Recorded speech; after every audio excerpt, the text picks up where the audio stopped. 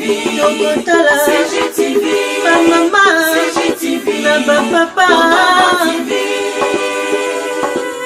Michel Mayabou.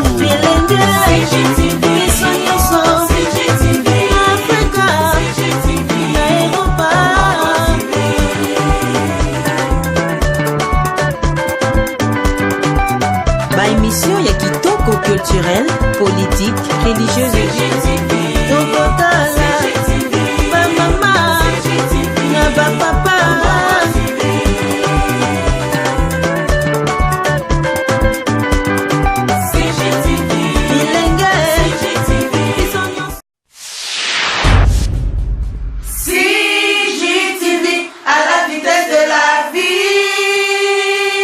Congo Gold TV, à la vitesse de la vie.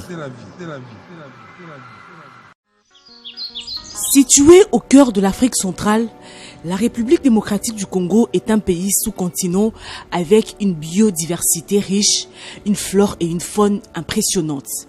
La forêt du bassin du Congo en Afrique centrale est le deuxième massif forestier tropical après la forêt amazonienne. Il dispose de plus de 186 millions d'hectares et de forêts denses et humides. Dès sa source située dans le Grand Katanga, en passant par Kisangani jusqu'à Banana dans le Congo central, cette croisière sur le fleuve Congo est estimée à 8,6 millions de kilomètres carrés. Cependant, Kinshasa, capitale de la République démocratique du Congo, est parmi les agglomérations les plus peuplées au monde.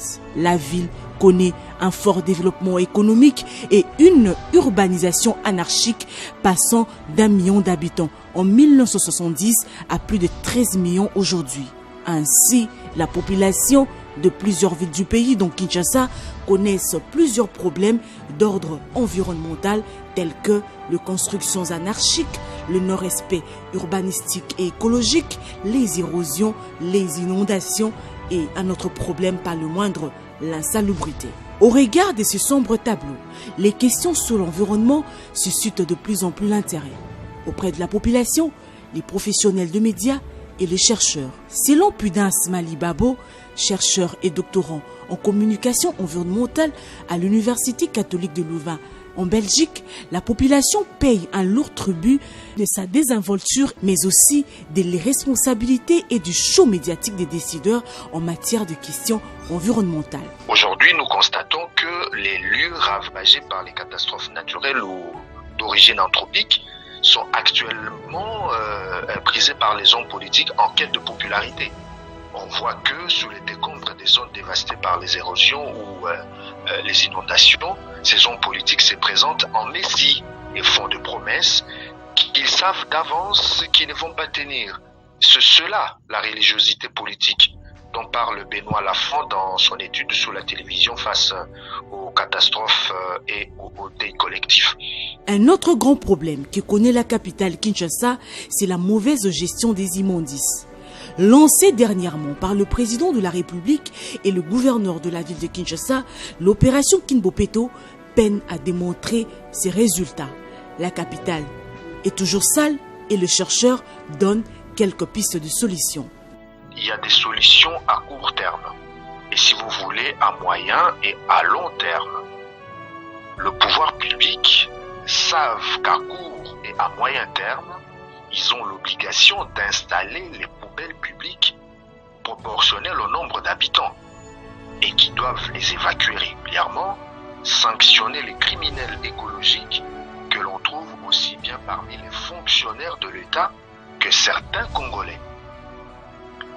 Alors, par-dessus tout, dans l'esprit du développement durable de villes congolaises, il faut savoir avant tout que la gestion de déchets est une question de modèle culturel et pour dire simplement les choses, c'est une question de mentalité, mais aussi des lois et des moyens financiers et techniques.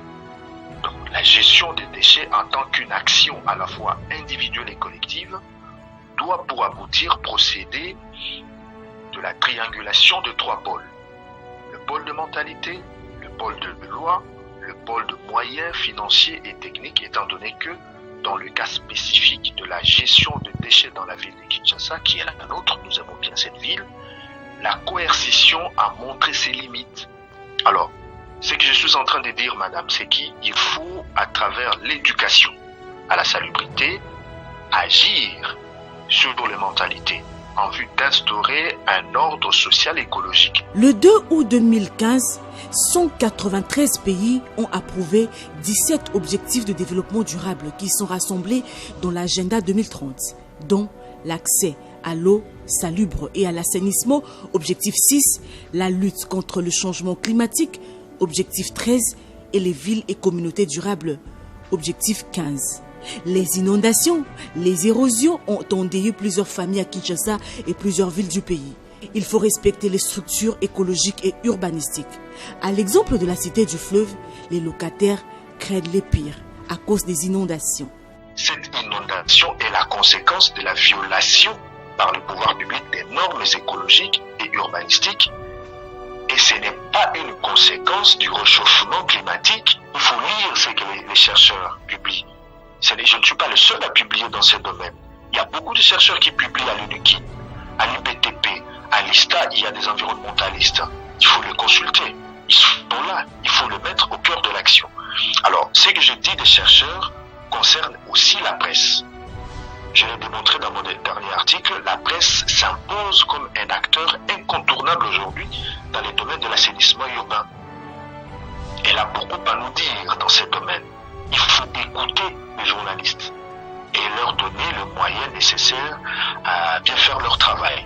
Quoi qu'il en soit, la presse, qui est une sentinelle dans plusieurs secteurs de la vie de la communauté, avait déjà tiré la sonnette d'alarme bien avant que Kinshasa et les autres villes sombrent dans ces problèmes d'ordre environnemental. Il faut donc mettre les efforts ensemble pour élever le défi, celui d'avoir les villes et communautés durables.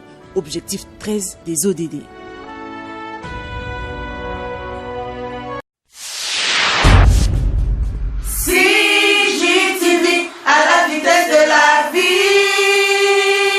Congo Gold TV, à la vitesse de la vie. CGTV, CGTV, maman, CGTV, papa, Michel Mayabou. CGTV, CGTV, Africa, CGTV, Europa.